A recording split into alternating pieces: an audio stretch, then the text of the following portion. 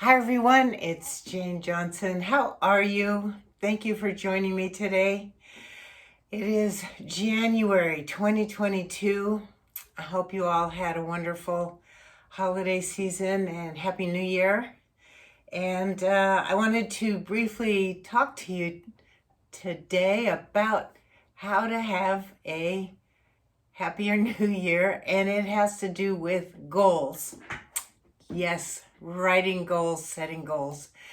I first did my goals workshop. It was January 1996. It was in Austin. I had it at my home there, and Robert and Kim Kiyosaki came, and Keith Cunningham came also, and some other wonderful people, and we had a great time. And I loved it so much that I just kept doing these goals workshops, then moving on to doing it in hotel venues and so on. So that's many years ago. And I just want to invite you to write some goals. I know some people don't like goals and goal setting. Some people have pain associated with writing goals, and I know, I understand. I mean, we write goals and then we don't get them, and then you write it again, you don't get it, you write it again, or something bad happens or something. And writing goals, it takes a courageous person in a way.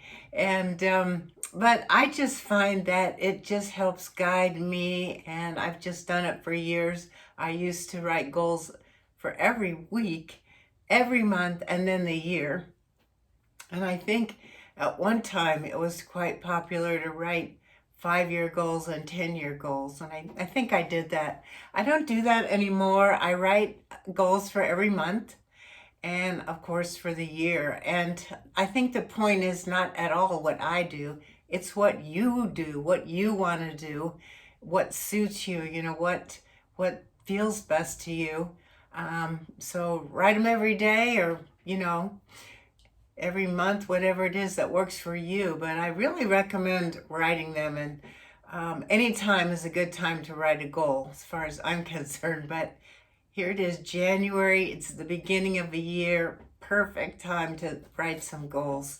And I can't speak for anybody else, but for me, it just it helps guide my life, even if I don't get my goals, or they don't happen as soon as I thought or hoped, or it just doesn't matter to me. I just enjoy it. I write them. I got them on pieces of cardstock.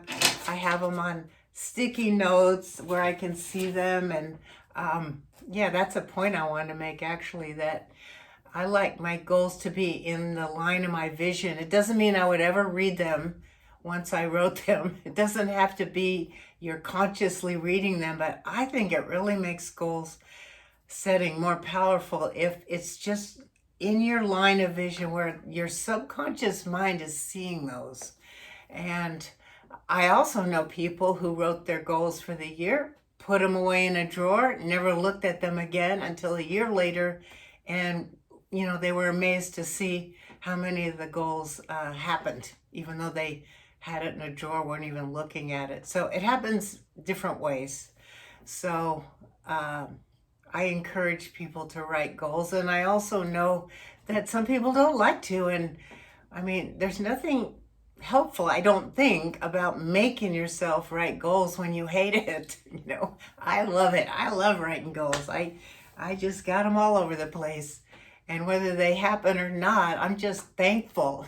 I'm thankful that I'm here, and I have my work, and I have my health and so on. And if my goals don't happen, well, back to the drawing board or whatever. But I'm just thankful I'm here. So I'm thankful you're here. So thank you. And that's all I wanted to say, really. I just support people in writing goals. And if you hate it, then don't. Find some other way to guide your life.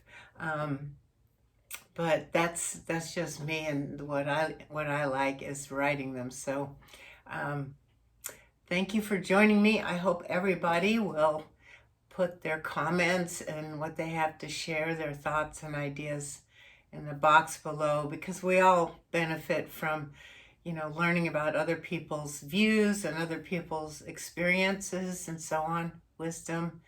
So please do that. And thank you so much. Thanks for joining me. I'll see you next time. Okay, bye for now. Take care. See you soon.